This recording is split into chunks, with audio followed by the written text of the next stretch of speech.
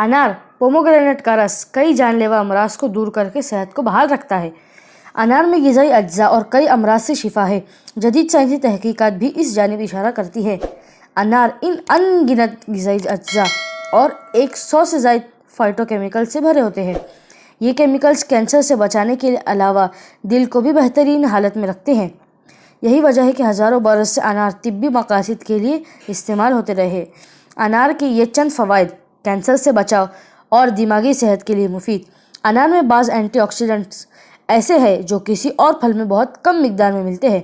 ये एंटीऑक्सीडेंट्स दिमागी अफ़आल को बेहतर रखने, याददाश्त बढ़ाने और अल्ज़ाइमर के मर्ज़ को रोकते हैं।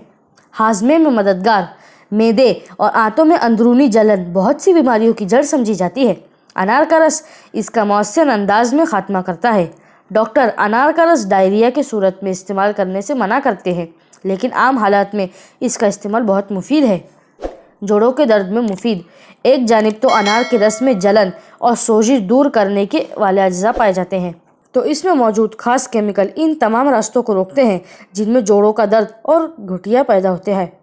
इस ज़िमन में माहिरीन ने कई मुताले किए जिनमें अनार के रस की अफादियत सामने आई है। अमराज़ क़ल्ब के लिए अगर किसी फल के रस को दिल का सबसे बेहतर दोस्त कहा जाए तो ये एजाज़ भी अनार के जूस को ही मिलेगा। महदूद लेकिन मजबूत शवाहिद बुनियाद पर होने वाले सर्वे से मालूम हुआ है कि अनार का रस दिल की शरियानों में खून का बहाव बरकरार रखता है। इसके कई अज्जा शरियानों की तंगी को रोकते हैं, लेकिन याद रहे कि अगर आप ब्लड प्रेशर के मरीज़ हैं या कोलेस्ट्रॉल कम करने की दवा ले रहे हैं तो अनार का रस इनका असर कम कर देता है। इसी बिना पर दिल के मरीज़ अपने मुआलिज से मशवरे के बाद ही अनार का रस इस्तेमाल करें। अनार के एंटीवायरस अज्जा, विटामिन सी और विटामिन ई से भरपूर अनारस का रस कई तरह के वायरस और इन्फेक्शन से बचाता है। तजुर्बे गाहों में मुख्तलिफ बीमारियों की सूरत में अनार का रस बहुत मौसर साबित हुआ है। साथ ही ये सर्द मौसम के इन्फेक्शन से भी बचाता है। ताहम अनार को ज़्यादा मिकदार में इस्तेमाल नहीं करना चाहिए।